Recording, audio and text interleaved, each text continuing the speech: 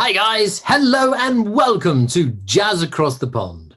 Jazz Interviews Reimagined, a brand new and a very exciting bringing together of two great nations. Is jazz talking like you've never seen or heard it before? Ladies and gentlemen, let's bring on my other partner, the man from the other side of the pond. So here he is, the man himself, my partner in crime, looking dashing as ever. Well, thank you, sir, as are you with your short sleeve shirt on. I'm trying to pretend it's a UK summer at the moment.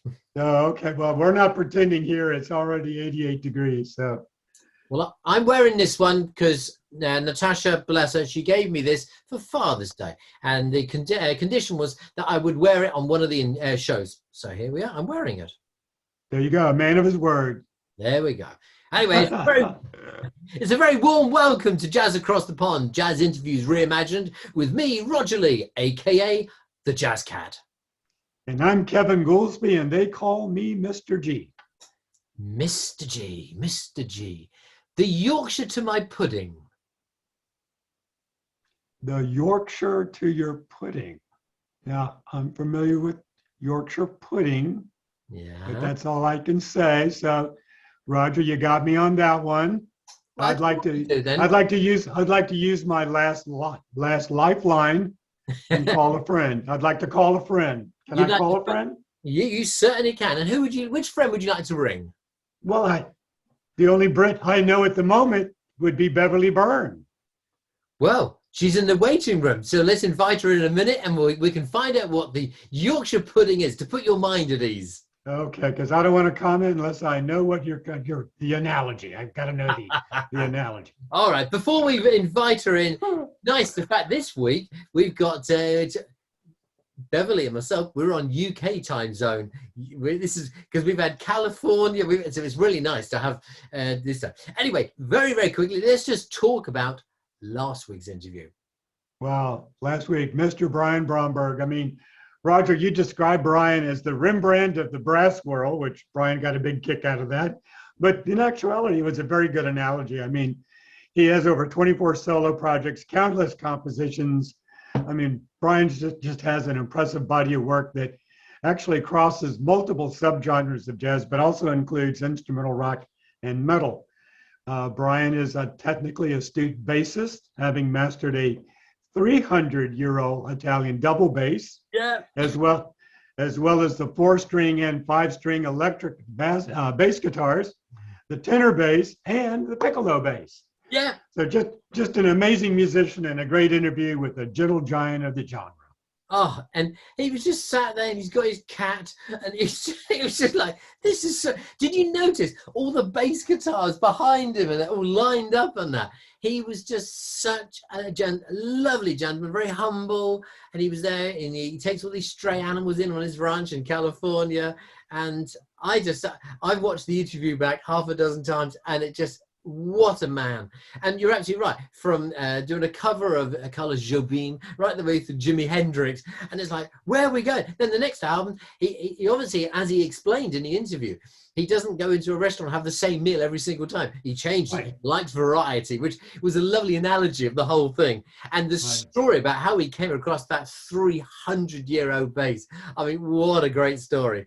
And yep, if anybody who's sitting there watching and going, oh, I missed last week's, and it's still available on YouTube.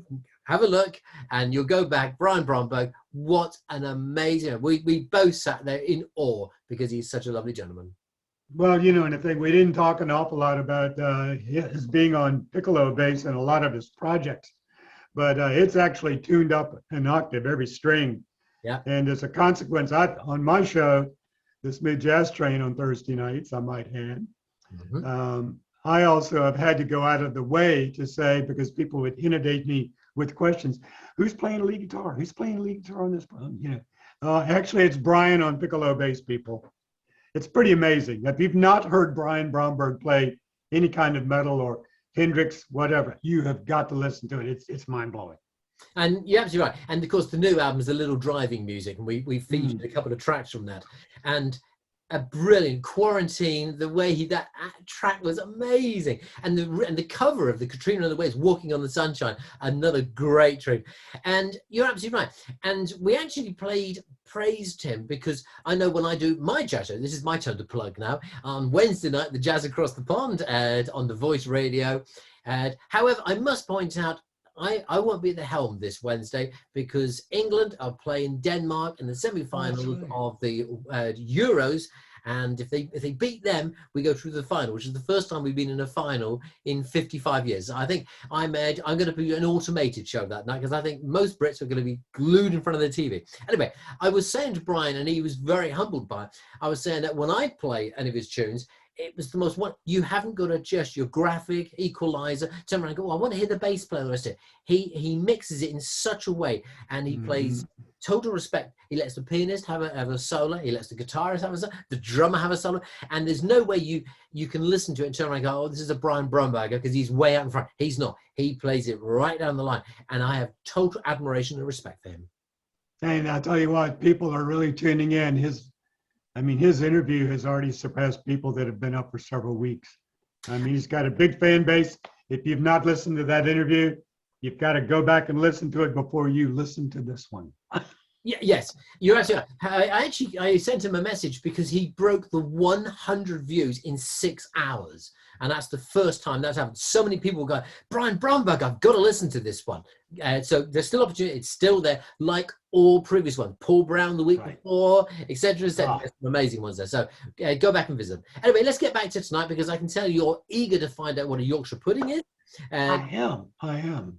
Yeah, we're gonna find out. Ladies and gentlemen, it's Jazz Across the Pond. It's Jazz Interviews Reimagined with the wonderful Mr. G, Kevin, and myself, the Jazz Cat, Roger.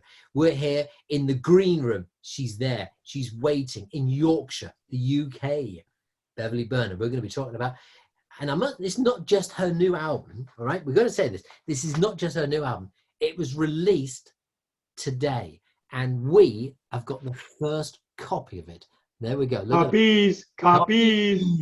These have been sent out. This is the first time to be played in America, the first time to be played in England, the first time to be played in the world. And you're going to have the first to listen to it tonight. So let's feature a track from it. I thought we'd start off with the opening track. It's a fabulous track. It's been done so many, many times. Written, of course, in 1936 by Irving Berlin.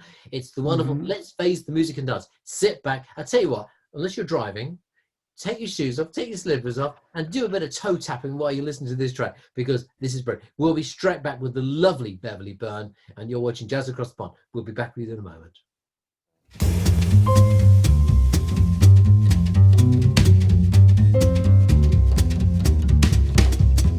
There may be trouble ahead, but while there's moonlight and music and love and romance, let's face the music and dance before the fiddlers have fled, before they ask us to pay the bill, and while we still have a chance.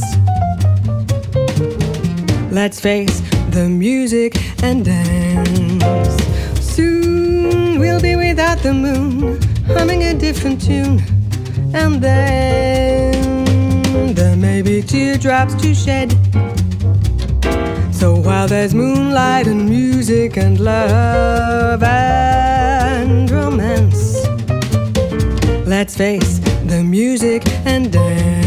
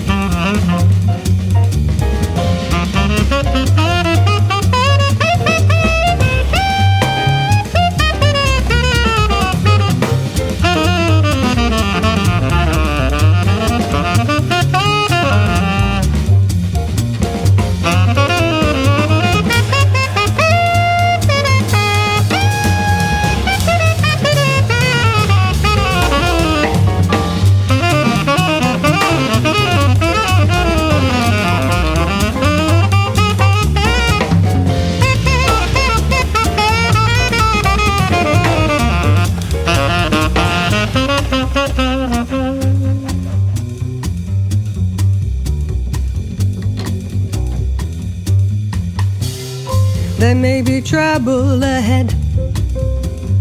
But while there's moonlight and music and love and romance, let's face the music and dance before the fiddlers have fled, before they ask us to pay the bill, and while we still have a chance,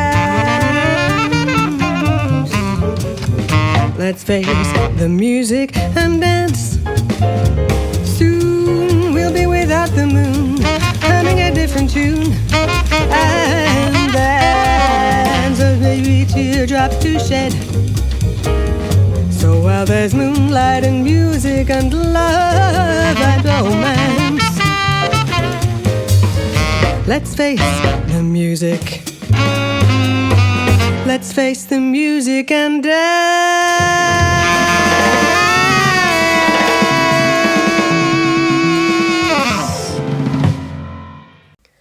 Hi there, this is English jazz singer Beverly Byrne from Yorkshire, and you are watching me on Jazz Across the Pond with the Jazz Cat and Mr. G. I hope you enjoy it. Whoa, what a track! That is a wonderful, wonderful track. First time play, I think we're safe to say this, in the entire world. All right. Oh, absolutely. The album when it came out, and it's still smouldering. It's still hot. I can see it. It looks really red. Look! We're both very proud. We've both got copies in America and England. I've got mine here too. Hey, it's the trifecta. Oh, look at this! Look at this! Amazing. Come on, Beverly, get the angle right. You had glare. Sorry. Glare. Tilt it. There we go. See glare, no glare. There we are. We've just been listening to the fabulous brand new album, Dream Dancer. It's from the wonderful thing. It's from Let's Face the Music Dance, originally a 1936 tune written by Irving Berlin for the film Follow the Fleet. A lot of people don't realise that. Yes. Yeah. Fred Astaire, who then went and danced with Ginger Rogers, a dance duet. The song is being covered numerous times by the artists such as Nat King Cole, the famous version, and Ella Fitzgerald, Frank Sinatra, and yourself. Ladies and gentlemen, what can we say about this week's very, very special guest? A UK jazz singer, Beverly Byrne, has headlined a variety of festivals and performed at leading clubs throughout the United Kingdom and Europe, including headlining at the Marsden's Jazz Festival in 2019 as part of the JJWTHF. We'll explain what that means in a moment. Yep. Press Club, the 606 Club, the Venice Jazz Club, the Gregory's Jazz Club in Rome, Cleo Lane's prestigious venue, the Stables, to mention just a few. Ladies and gentlemen, would you please join us here at Jazz Across the Pond as we welcome the wonderful, the delectable Beverly Byrne. Thank you. The crowd goes wild.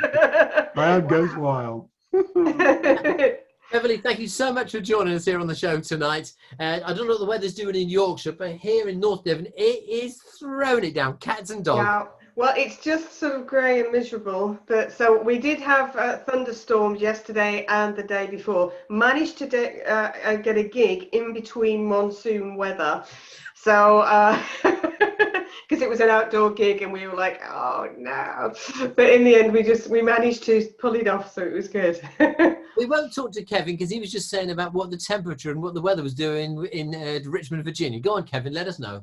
Go on. Just struggling with 88 degrees and mostly sunny skies. Oh, it's just that's why my ancestors left Yorkshire and came stateside, was for the weather. Wonderful. Because they couldn't bear the cold and the damp anymore. No, well, they didn't call it damp. They miss the Yorkshire puddings. They didn't call it damp weather. They called it something else. But right. Yeah. I thought we were losing you there for a second. There's something to do with the temperature of heat. Anyway, you're back with us clear as well. Now, before we invited the lovely Beverly to join us, of course, I expressed that you were the Yorkshire to my pudding, and there was a look on your face going, and you decided you wanted to phone a friend to find out exactly what Yorkshire pudding was. So, Beverly, you've been nominated as the friend. So, Kevin would like to ask you, what is a Yorkshire pudding? A Yorkshire pudding is like a batter, almost like a pancake batter, but not quite. And you put it, I like to cook it in small, almost muffin tins, but smaller than muffins. and a really hot wonderfully hot olive oil. I do. And then cook them for about half an hour, and they rise beautifully. And then they're best with roast dinner and Yorkshire puddings, chicken or lamb or whatever is your beef. And they're just wonderful. A bit of gravy, good old-fashioned onion gravy, absolute perfection. Well, I've always heard it's the cornerstone of British cuisine. I mean, if you can't make a good Yorkshire pudding, you just... Oh no, especially in Yorkshire. Yeah, you've got to be able so. to know how to make Yorkshire pudding in Yorkshire. Now, anybody tuning in going, I thought this was a jazz interview. We're doing cooking show. There, Kevin, you've been, your mind has been put at ease. So a professional singer since 19, Beverly started singing classically initially alongside experimenting with different genres and studying method acting at the prestigious Actors Workshop in Halifax. Now that's Halifax, Yorkshire, not Halifax, Yorkshire. No, it is Halifax, Yorkshire, which is where I was born. Exactly. And so I was born in and then we came back to Yorkshire because I went away to London to study and then came back with my husband. So I came back with a hubby. Yeah. Now, you also, after studying acting, of course, you had an honours degree in English and drama at the Surrey University, which you just mentioned, for the BBC TV Centre and Yorkshire TV. You were then a supporting actress in the soap opera, the English soap opera, Emmerdale. So would you like to tell our followers more about your childhood and your musical or non-musical family and your early days in singing, please? Well, I started off, I always massively interested in music, and when I was a very young girl, my mum because television was were limited on a Saturday mornings. It was just before they did lots of children's television. And very early in the morning, I'd get up really early, and my mum would come down, and they'd put opera on. So there'd be these huge, wonderful operas, Italian. They'd be all acted out, and my mum would come, and so I'd probably be about 5, 6, 7, and I'd carry on watching. She couldn't believe that I was just massively interested. This 7-year-old child watching opera, and she was like, "Oh well, if it keeps her entertained," And so I was fascinated, I think, even then, just by these people that were singing. It was just the most amazing sound. And my dad, of course, loved jazz, loved classical. So he had lots of wonderful vinyl in his cupboard. So as I got older, I wasn't supposed to go in it, but obviously I would.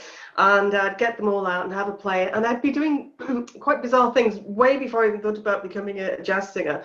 But humming along and singing along to Errol Garner, playing piano, and just enjoying, just kind of humming along, and something about it just really drawing me in. And which is really weird when you kind of think about it now. But then as I sort of got older, I thought, right, okay, I really want to learn how to sing more. So I trained classically, and then I joined a classical group, which was a lot of fun. And that's where the acting came. And then I just started to experiment with different genres. I was even in a rock band, but only for 6 months. But it was a lot of fun. So I then just really honed in on musical theatre and classical, which was great for my training, my vocal training. But I was always massively interested in playing around with a melody. And so I think I was just destined to become a jazz singer, because I just loved having a play completely.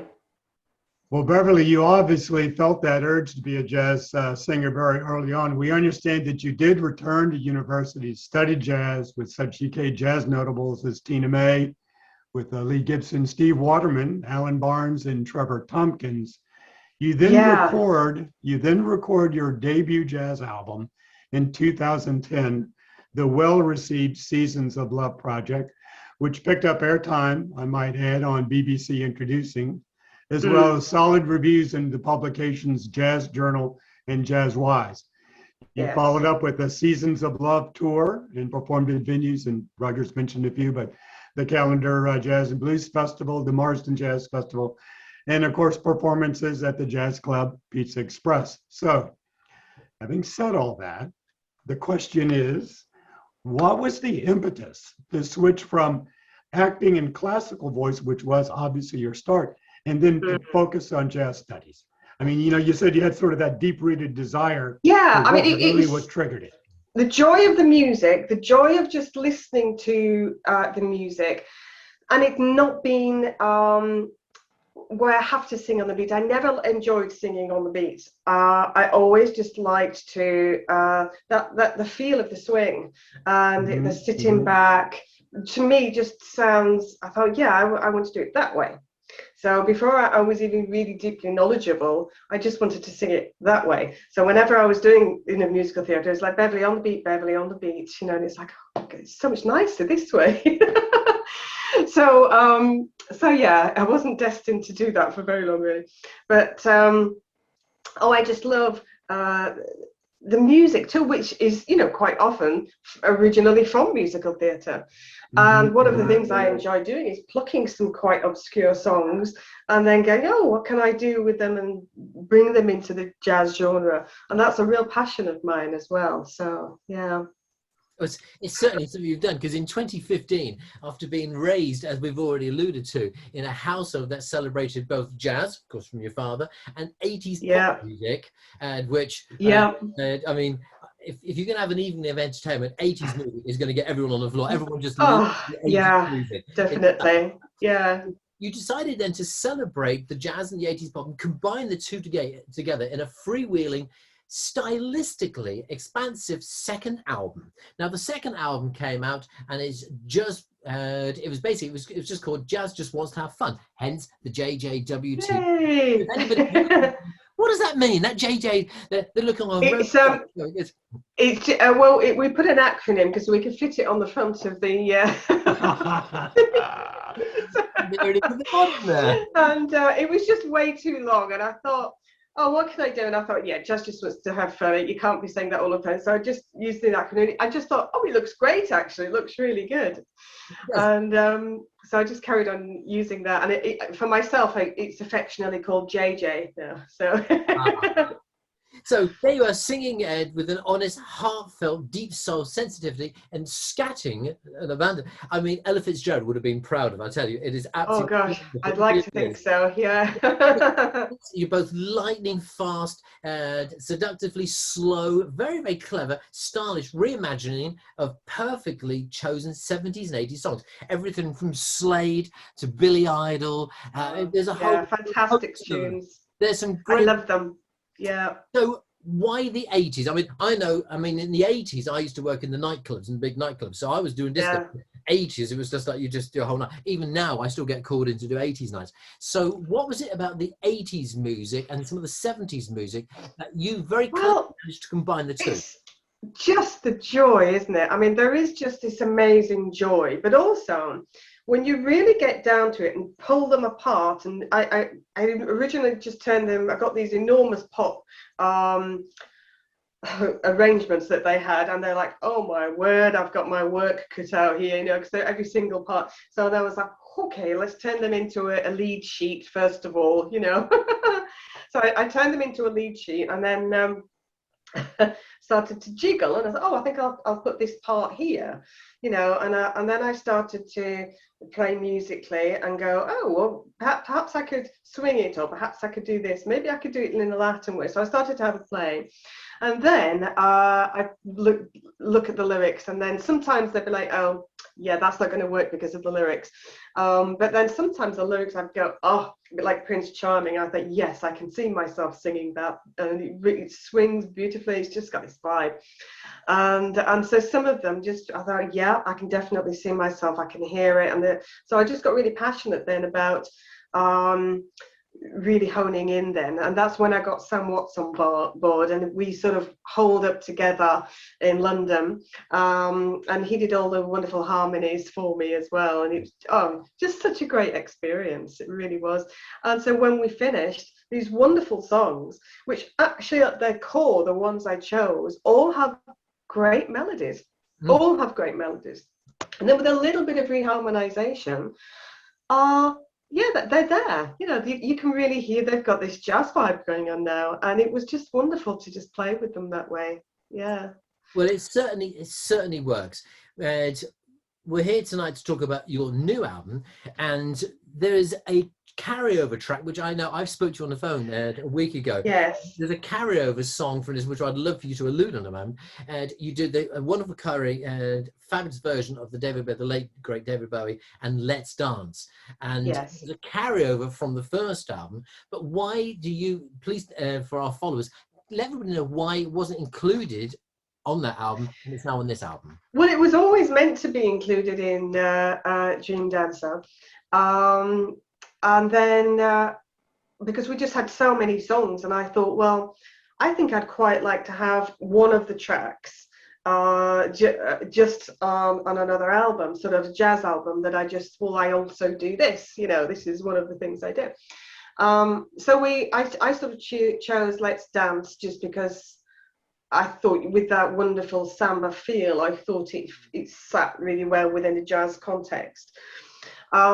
So we did that, but then what happened was 2 weeks after we recorded, David Bowie passed away. So Jason was like, "Oh, we've got to put it on the album." I was like, "No, I'm sticking with the plan."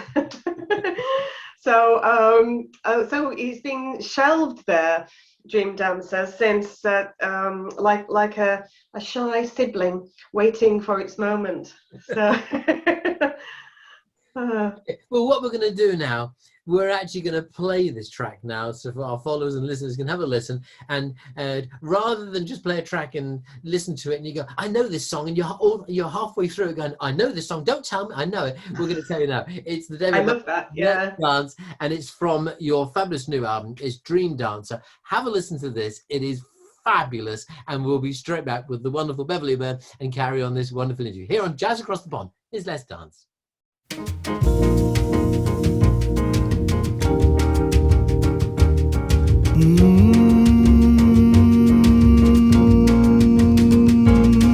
Let's dance. Put on my red shoes and dance the blues. Let's dance to the song they're playing on the radio. Let's sway while color lights up your face. Let's sway through the crowd to an empty space. If you say run, I will run with you. If you say hide, we can hide. 'Cause my love for you would break my heart in two. If I should fall into your arms, tremble like a flower.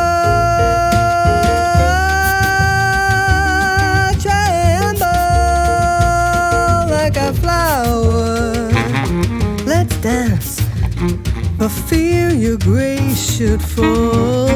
Let's dance, for fear tonight is old. Let's sway, you could look into my eyes. Let's sway, under the moonlight, serious moonlight. If you say run, I will run with you. If you say hide, we can hide. 'Cause my love for you would break my heart in two. If I should fall into your arms, tremble like a flower.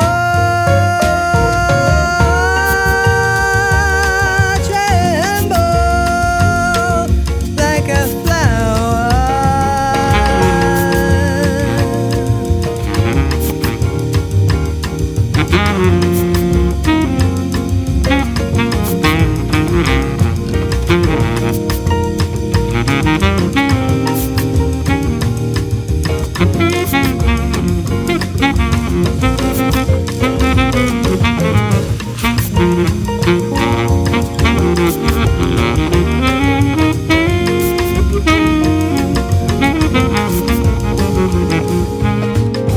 If you say run, I will run with you. If you say hide, we can hide. 'Cause my love for you would break my heart in two. If I should fall into your arms, tremble like a flower.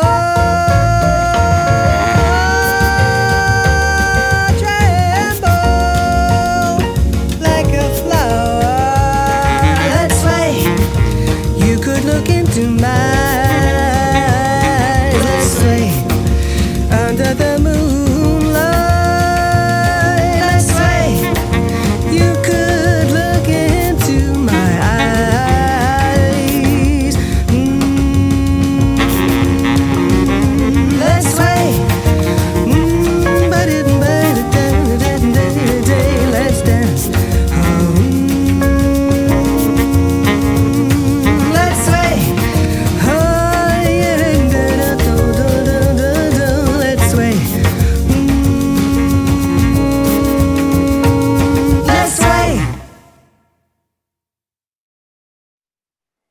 Welcome back to Jazz Across the Pond, Jazz Interviews Reimagined with the Jazz Cat and Mr. G. We've been listening to this week's guest, the lovely and equally talented vocalist, Ms. Beverly Byrne, and her arrangement of Let's Dance from her most recent project, Dream Dancer.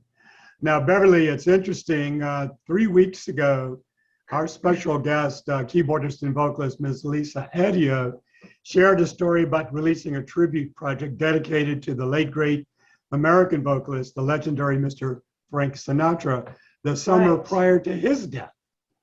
Now, amazingly, we've already talked about this, your tribute cover of David Bowie's monster hit, Let's Dance, was recorded just weeks prior to his passing. Yeah. Technically, it was recorded before he passed. Now, I find it uncanny that you and Lisa both find yourselves recording tribute music to legendary musicians just prior to their passing. So I believe there are reasons behind the timeliness of these recordings. I mean, you talked a little bit about what compelled you to record Let's Dance when you did, but was it just happenstance, or do you think there might have been some other underlying reason? Well, I mean, people like Bowie are just so much in your psyche, and no matter what genre you professionally perform in, you cannot not admire the musicianship and you know, the inventiveness of the music, Bowie's music, which was completely inventive and at times experimental, and I think that's admirable in any genre. So yeah, Bowie is somebody that appeals to me massively as an artist, you know. So, but also the way that Let's Dance has this fluidity about it, even when with his, that level of fluidity, even with his version, if you can easily sing along with it, the original track, and jazz along with what he's already doing. So it's probably highly likely that's how I chose the song. I couldn't possibly say for certain, but it certainly, I would be listening to all these tracks and know them very, very well and love them. You know, I'm a huge fan of all of the songs I choose. I'm a huge fan of the songs, and these kinds of songs, massive songs, that I'm just a massive fan of the artist, you know. So so yeah, but it does make you wonder, doesn't it? You know, that it does. Sometimes. It does. Yeah. Well, one of the things that I think that Roger and I admire most about your music is that I think that the better jazz vocalists are the ones that realize that they should approach their voice as an instrument that it is. Yes. It was the original instrument that we ever had. Yeah. And so I think that's the beauty of your music, is that with the way you stylize your music, your phrasing, all of those things, you approach your voice like a jazz instrumentalist would. And I think that's definitely a feather in your bonnet. I'm really glad you said that, because that's always been a big thing for me from the very early days. And I continue to explore, because your vocal range and everything and textures just changes from the different times in your life. And so it's now I can get deeper. But I've kept quite a lot of my higher range, which is good. But I've learned to float it more, which is great. And so I think I've definitely got a lot more control than I had when I was a youngster. And the ability to explore sound, which is, just a joy. And then come up with different things, even now, you know. So I love that. Yeah. Roger? Okay, I was just going to say a useless piece of information, because I'm a triple head useless piece of information. There was an interview once with the late great Deborah, and actually Let's Dance was his least favourite song. He felt it was too commercial. Oh, isn't that funny? But yet, I don't mind it when it went to #1 in 32 different countries of the world. I think he probably went, I think it was quite a good song. It's my favourite now, yeah. Yeah. Now, both your albums, the jazz, the JJW, or JJ as we'll refer to it. Yeah, now. you would call it JJ. Produced by the former guest here on Jazz Across the Pond, the legendary producer, Mr. Jason Miles. Now, as a guest with us, what a man. I mean, that was another interview. I mean, we just well, when I worked with Miles Davis and when I worked with I know. Yeah, it's just phenomenal, isn't it? So tell me stories. more about how you came to team up with Jason, and how was it like working through the COVID restrictions with him? Well, it was interesting because we did work a little bit during the COVID, but most of what we'd done had already been done. So apart from all of the work of the releasing of the album, all the music had just been done really. So we had a little bit to do, but not much. So so it was sat there waiting for us, which is wonderful. So so that was the joy. So obviously, once I said, right, Jason, I'm releasing it, then it was go, go, go, you know. And Jason is just absolutely fantastic, full of brilliant advice on what to do and what not to do. And yeah, so it was a wonderful time sort of recording with him in the 2 albums in 4 days as well. So that was just a challenge, you know, but it was good fun. And it was I also wanted to record in a way that the old guys used to, where they'd come in the studio, sing with the band in whole takes. Yeah. And just do it, and then you may drop in 1 or 2 bits, but really it's, you know, pretty much as they would do it. Like, because I just think it's that sound of, and it does make a difference on recording rather than overdubbing. Yeah. But for me, it's that energy of the track, and it changes. It's just wonderful. So we probably didn't do more than 3 or 4 takes of each one in each day, really. And then we nearly always chose the first or second, which is which is just hilarious, really, you know. But yeah, so Jason in the studio was just brilliant, and because I'd already got my band, I'd already done the arrangements, all of that was there. So the guys were a little bit suspicious of the American in the room, you know. But oh, he was great, because he just nudged them, including me, to just get the best out of us. And so that was just wonderful, you know. And then as the week went on, and we just were completely immersing ourselves, and Dream Dancer was the second album, and in many ways more intense. I just remember when Sam and I were doing Pieces of Dreams, the last song, and I think we did 4 takes of it, and that was the last one. It was the only one where it was the last one, because it just was like, oh, just a little bit of magic happened, you know, and it was just lovely. Yeah. And well, that's what Jason does, really. He kind of pulls it out, you know, that extra something. Yeah. You know? Now, Ed, it's interesting you saying that, because no disrespect, a lot of the modern day artists who go in and it's all multi-tracked and dubbed, and they go, and then what happens is that when they go on tour, do you remember touring? That was the thing we used to do pre-COVID. Oh gosh, yeah, like gigs, a bit like gigs as well. Yeah. When they go on gigs and they do a live performance, the audience is sitting there, doesn't sound anything like the record. So for yourself to do that, and that is a sheer testament to your wonderful talent. But to do that, when you go on tour, then people go, oh wow, this, because you're doing it, because you come alive while singing that, which I take my hat. Yeah, I suppose I'm an old-fashioned girl that way. I don't want people to be disappointed by the sound of my voice when they hear me live. I want them to think, oh, it sounds even better live, you know, than the recording. So that was my plan, and equally with the band, I wanted everybody to sit. I didn't want my voice to be over. I wanted everybody to sit in the right place, and the bass to be emphasized when necessary, and everybody to just have a full proper band sound like you get in a jazz club. Absolutely. And that meant a lot to me, actually. So I'm really glad that we did that. And when it comes across on the album, we've got a question from a listener, and I've got a quick question before I hand you back to Kevin. All right. Okay. A question here from a Damien Poole, who is from Halifax. Again, Halifax, Yorkshire, not Nova Scotia. Okay. Right? And we may need a translator for Kevin on this one. You'll go, I know what you're talking about. Ready? And he's written it typical Yorkshireman style. He's going, ear duck, I'll do. All right. And have you ever performed at the Peace Hall recently? Apparently it's one of the big places in Halifax. It's a big open air gig. Have you ever? It is. And you know what? I have performed there many years ago when I was either 18 or 19, and I was part of a music hall group, and it was very old school music hall, very entertaining, dressed in Victorian garb. No, but he used to. All my jazz days. He used to work at the Eureka Museum, apparently. So, All right, okay, lovely. but I Yeah. love the yeah, Ed. Hey up, duck. I'll do. Kevin must be going, what?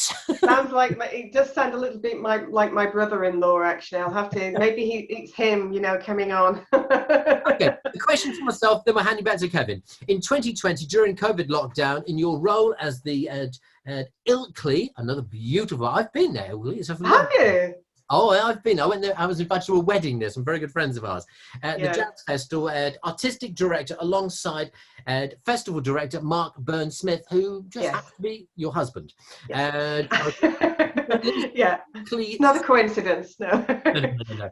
And on 33 jazz records recorded in 2018, commissioned pieces celebrating the 5th year of the festival. Please tell us more, because time is not on our side. Tell us more about how you dealt with the lockdown in the UK, please. Well, okay. Well, first of all, lots of looking out of the window and going, oh, and I swore then. What are we going to do? And then, I don't know, I think creative people are very lucky in the fact that you can't actually sit still for very long. And you have to sort of figure something out to fill the brain and that creative impetus. So I started writing again and writing lyrics, which I haven't done for many years. Just we've been busy really, and so and then practicing proper jazz piano, because I could play the piano enough to write my charts and figure all that out, but actual proper jazz piano playing, I work with some brilliant pianists, so who are highly intimidating, so I just thought, okay, well, I have no excuse, let's just practice, let's just do it. So I'm going to be starting to do my grades soon, so I've really enjoyed doing that. It's been a personal challenge, Well, everyone's taken evidence differently. I mean, there was a friend recently. He writes right-handed, and he's learned to write left-handed. It was like that. I mean, what do we do? Anyway, Kevin, time for that question from you. Yes, actually, I'd like to just use a closing statement or comment, if I might. Beverly, Roger and I have been very impressed with the group of musicians for your second and third projects, both recorded at Red Gable Studio in London. And I'll tell you what, the quartet that you have, these people are amazing. Yeah, they are. They're phenomenal. You've got Sam Watts on piano, excellent job. Flo Moore on bass, she's incredible. Ben Brown on drums and conga, and Rob Hughes on sax and flute. Their stellar work is absolutely amazing. And of course, everything produced by Grammy winning and Emmy nominated Jason Miles. So a great project. Well done. Congratulations. And, thank you. Thanks for joining us today. You're very welcome. Thank you. So Dream Dancer was again produced, as we've already alluded to, Grammy Award-winning keyboardist producer Jason Miles, who contributes both on the Hammond B3. I mean, we both went, wow, we like this. Yeah. It sounds great. And arranged a couple of the tracks and the rest of it. So the recording, as we've already come across, is done in 4 days, which is just amazing. How do you feel this album, Dream Dancer, changes from JJ? How do you feel the album actually comes across differently? Well, I mean, there's the obvious, apart from the one track, Let's Dance, there's the obviously, a lot of these go back to my sort of roots as a jazz singer, where the jazz standards, and it's a more familiar jazz repertoire, although I do throw in songs like Bill from Showboat, which I don't think anybody's done as a jazz standard before, but I can't help beautifully myself. done, I might add. Well done, I might add. So I do enjoy throwing the odd one in, but so yeah, I think probably similarly, that is one of the things I even on a jazz standard album, I can't help find, oh, what is that song? Let's find this one. Let's throw that one in the mix. And so so that happens. But yeah, other than the songs, every single song I approach in the same way of what are the dynamics I want, what is the rhythm I want, what can I tell, what kind of a story can I tell with the lyrics. So each album in that sense that I do will be exactly the same, because I just approach every single song in pretty much the same way. And but yeah, the feel of it is very, very different. I think Dream Dancer gets you in a kind of zone. And I like to think I threw the songs together in a nice pattern that sort of helps that. So yeah. So I think you'd listen to Jazz Just Wants to Have Fun first, and then you'd have a few glasses of wine, and then listen to Dream Dancer, I think. Well, your project, what it really does, it reinforces what Roger and I are doing. We talk about Jazz Across the Pond, jazz interviews, reimagined. I mean, you have taken some songs from, I'm just looking at the liner notes, 1936, 39, 33, 24. I mean, talk about taking some older songs and breathing some new life, breathing new life into them. You've done a wonderful job of that. Thank you. Thank you very much. It's nice to be able to pick up a jazz album and not hear the same old things just regurgitated time after time after time. So I appreciate that, because it is nice. It is nice to find the songs and throw a little bit of lifeblood at them. That's right. Well, CPR. Well, exactly. I know that Kevin received his copy a couple of days ago, and you very, very kindly sent me my copy along with a lovely note. I haven't had a chance to thank you very much. Wait, did you say lovely note? Wait a minute. No. Oh, wait a minute. I got mine from Jason. That's right. Yeah. I don't think The Jason old would call probably Jack. send you a lovely note. He actually does send me lovely notes, but that's another story. I'm jealous. He doesn't send me lovely notes. So, Beverly, where can our followers, where can they buy this stunning album? Where can they get it from? Right, well, it's just released today, and so you can get it from worldwide digital and streaming. It's all available now. And for the first time, I'm on Bandcamp, so you can get my back catalogue on there as well. So you can get the physical CD on Bandcamp as well this time. So that's so yeah, join me on the Bandcamp. Ooh, that's probably not how you say it, but but jolly good, jolly good. News of hopefully touring to promote the album coming up. Well, I'm booking dates for next year, and maybe I'll get some this year, but I'm really focusing on building a sort of larger set of dates next year. So they're coming in, so I can't wait for that. So I'm looking forward to it. You need to come across the pond and perform at the Richmond Jazz Festival at Maymont. Oh, no, that would be wonderful. One of the biggest jazz festivals on the East Coast. So that would be fantastic. Yeah, I'd love to. Yeah. Well, so, Beverly, thank you once again so much. Thanks for having me. Yeah, it's been lovely. Joining us here. And any last little thing you'd like to say to the followers before the curtain comes down on this evening's interview? Oh, well, thank you for listening. It's wonderful to meet virtually new people and chat to you guys, and to know that there's your guys that are listening, and getting the music out there. So thank you very much. Well, so, ladies and gentlemen, we've been watching, we've been listening to the. Now we're going to finish off, and I've spoken to Kevin, and we've selected the whole album. We could play the whole album, but okay. We love Daydream and Temptation. You choose which one we should play to finish the show. I'm going to say Daydream, because you know that Duncan Lamont, who plays 2 tracks on there, and he worked with Frank Sinatra. When he was in the UK. He's an amazing guy. Well, he passed away not last year, the year before. Right. But he was 86 years young when we did the recording, and he said to me, I said he loved his songs, but very typically of him, because he was a very modest man.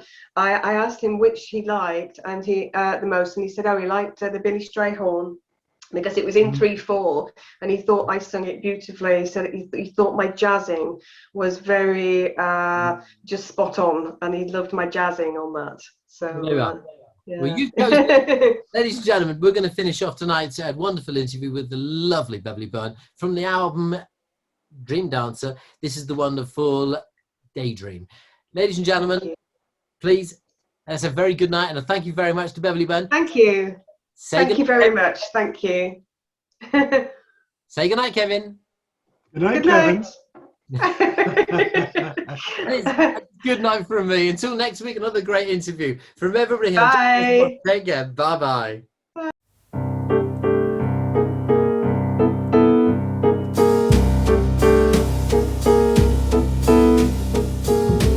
Daydream, why do you haunt me so? Deep in a rosy glow, the face of my love to show. Daydream, I walk along on air,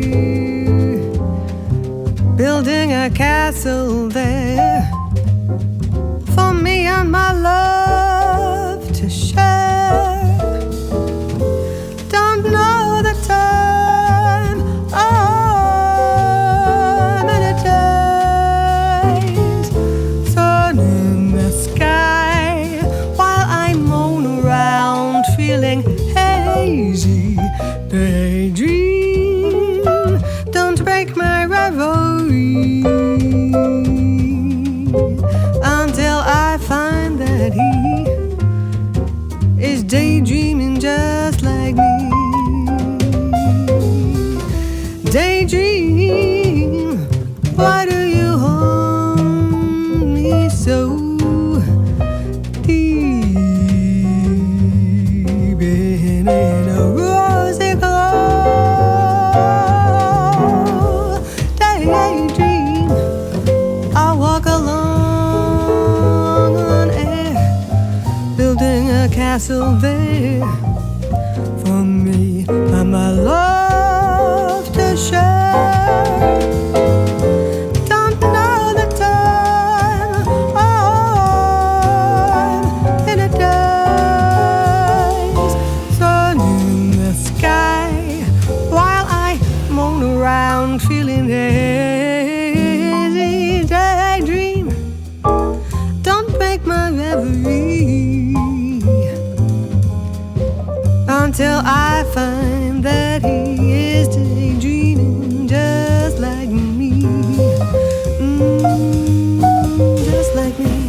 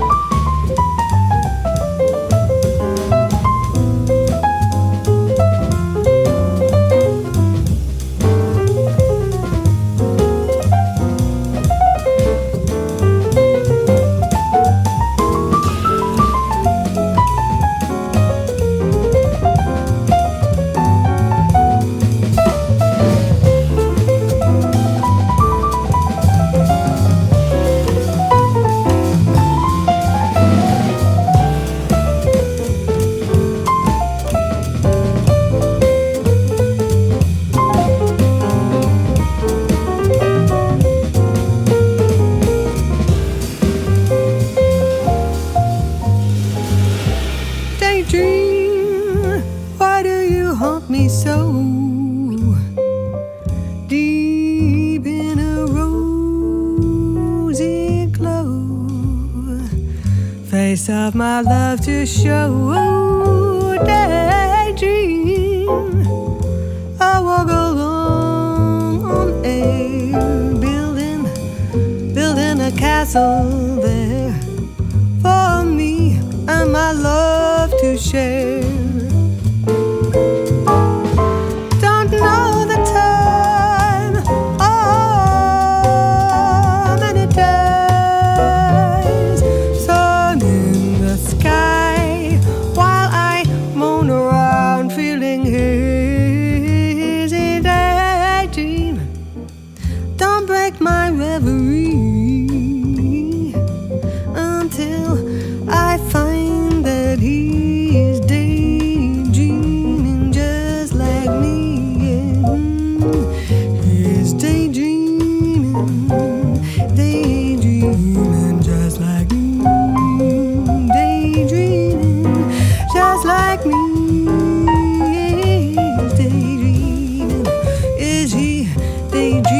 just like me, dreaming just like me.